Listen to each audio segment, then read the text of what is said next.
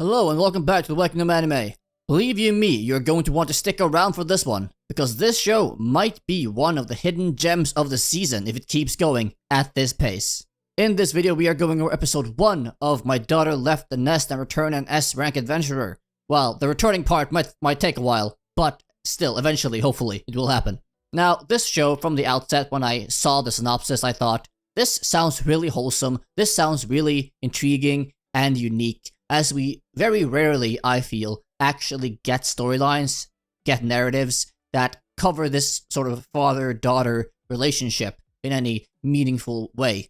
And already in this first episode, they are really doing a lot of groundwork to build up the connection between the father and daughter, the relationship they have, the love and the care and the trust, and everything that these two share among each other. To quickly go over the start here, so this big red-haired guy, older guy, we learned that he had his leg bit off like 8 years ago at the start of the first episode.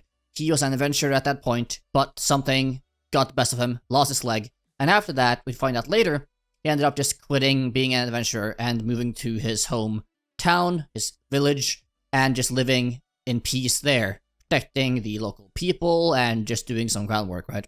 Then one day he finds this young girl in the forest. She's apparently been abandoned, this baby, and he just decides to casually adopt her. Why not? And then we get like a 12-year time skip. Just easy, simple. And we skip to the now 12-year-old daughter training with the sword with her father. And of course, we end up seeing the girl quickly after going off to the capital or like a big city to train as an adventurer, to walk in her father's footsteps and become as strong and powerful and just as she can be to protect the weak like her father did before. Now that whole start premise is all nice and good, I have no problems with it, and I have to say as well, just from like the first second, the first minute of this first episode of this anime, you can feel the atmosphere they are trying to make. You can feel that they have this specific goal. They want to start to build this relationship between father and daughter, and they do that fairly well from the get-go, like from day one, from second one. You really feel the connection they're building, and it feels wholesome, it feels nice, it feels familiar and familial, so I quite enjoyed that throughout the entire episode. After that point, we end up doing another 5-year time skip, and now the daughter is an S-rank adventurer. She has climbed up the ranks, she is now among the most powerful and most renowned adventurers in the country, assumingly, and she got her own party with 2 other female party members, a mage and a archer of some kind. And we just see her casually smashing a dragon-esque monster just to showcase just how powerful she is, right? But what she wants more than anything else is to finally go back home, to finally see her father again, right? Like, nothing else really matters. Yeah, she does her job as sort of the best at the Adventurers Guild, slaying all these monsters, protecting all these people, but she just really wants to go home. And she's been wanting this vacation for 5 years to finally see her father for the first time in all these years. But of course, something comes up, and she doesn't get to go home. And then, later in the episode, she's going home, but then something stops on the way. So she has to go back, and she still doesn't get to go home in the episode 1. Now, this does worry me to an extent, that, okay, it's fine that things come up, and she wasn't able to get home and have this reunion in episode 1. But if they keep blueballing us with this reunion, episode by episode by episode, and just keep making more and more contrived things happen to avoid her actually getting to go home to have this initial reunion, that might get old quickly and not be that entertaining or intriguing. Hopefully, though, they don't really use it as a narrative crutch. I don't think they will, but slightly worried. Anyway, though, to go back to one of the parts I like the most in this first episode is, again, just the relationship they are already building between the father and the daughter, and how loving he is to her, and how loving she is to him. This interplay between those two characters is already very nice to see, and I'm enjoying it greatly.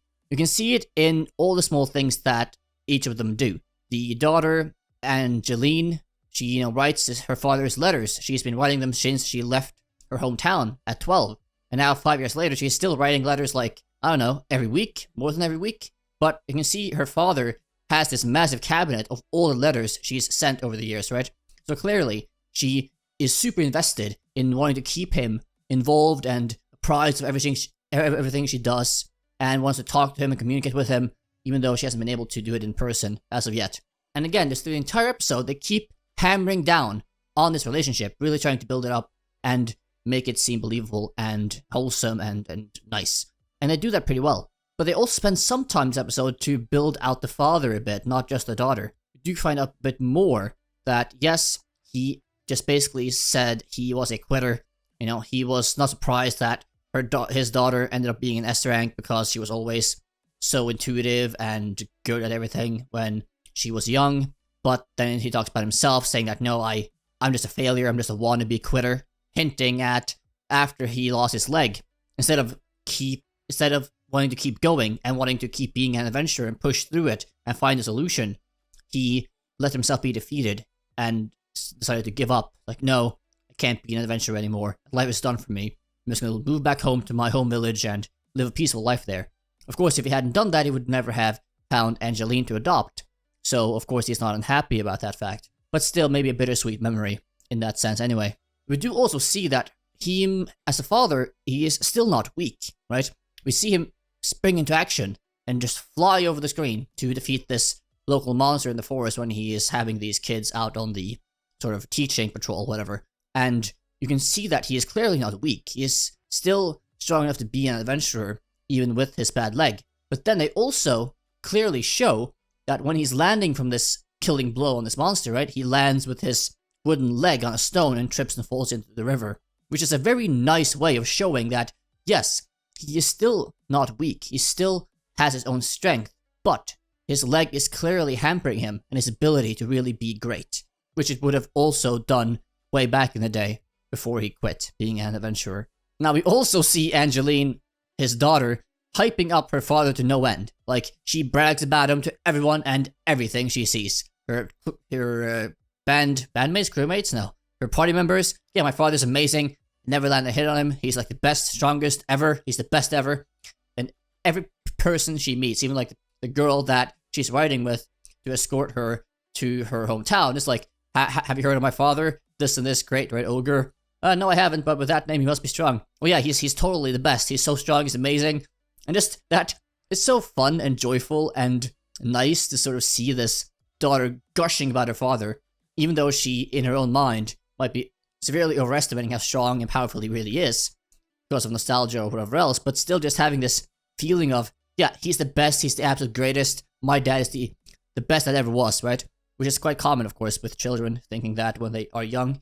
But again, just all of these small things they do in this first episode to really showcase and build this father-daughter relationship, I really, really appreciate. They also have sometimes sort of build up a bit of humor, right? And Angeline being super annoyed and peeved that she can't actually get home because things happen. And she's like so annoyed. She wants to get time off, get a vacation, but she can't because the guild hasn't let her. And the one time she finally got permission to get a vacation after working so hard, she doesn't get to. And you can see she's like stressed, she's mad, she's just executing monsters and bandits alike, being like, how dare you get in the way of seeing my father? I will destroy you and your very soul and send you to hell myself. It's like, okay, I'm on board. In this scene though, when she is about to finally go home, but she ends up saving this local count's daughter that sort of controls the region that her father and his village is, she ends up, again, not being able to go home, of course, because this girl, she is rushing home to her own father because she got the news that the count was greatly ill and might just die very quickly, right? And when she hears this, even though she of course wants so desperately to go home to her own father and be reunited with him after 5+ years, she still has a strong and kind and considerate heart and spirit that, no, I will instead spend the rest of my vacation getting this count's daughter back to her father so that if he is so ill that he doesn't survive, that she gets to see him and have that time with him and would not want to deprive her of that no matter her own sacrifice. That speaks a lot to her character in a very small amount of time. You also see that earlier in the episode when she doesn't get to go home at the start because the guildmaster's like, yeah, but if you don't help us with this new pressing issue, a lot of people will die.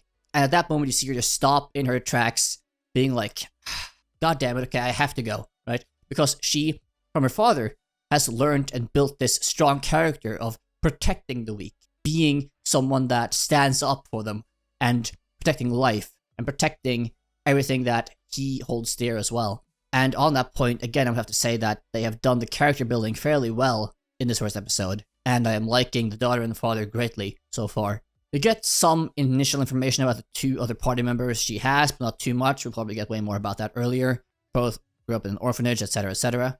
Interesting to see how they might be as characters in the future of the season.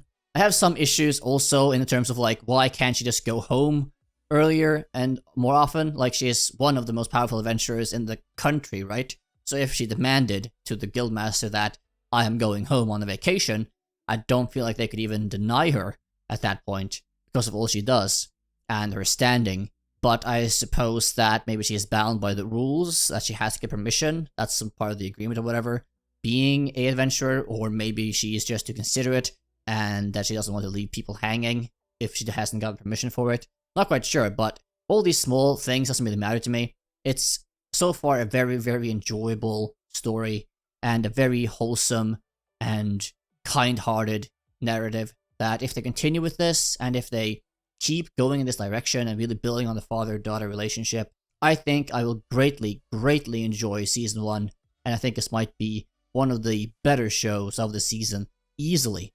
Might be a hidden gem as well if they really keep on with this quality. Not only in narrative, storytelling, but also in the style they have, the animation style, and their approach to animating this story. With all that being said, what do you think of episode 1? Do you like it? Hate it? What are your thoughts on it? Leave those down below.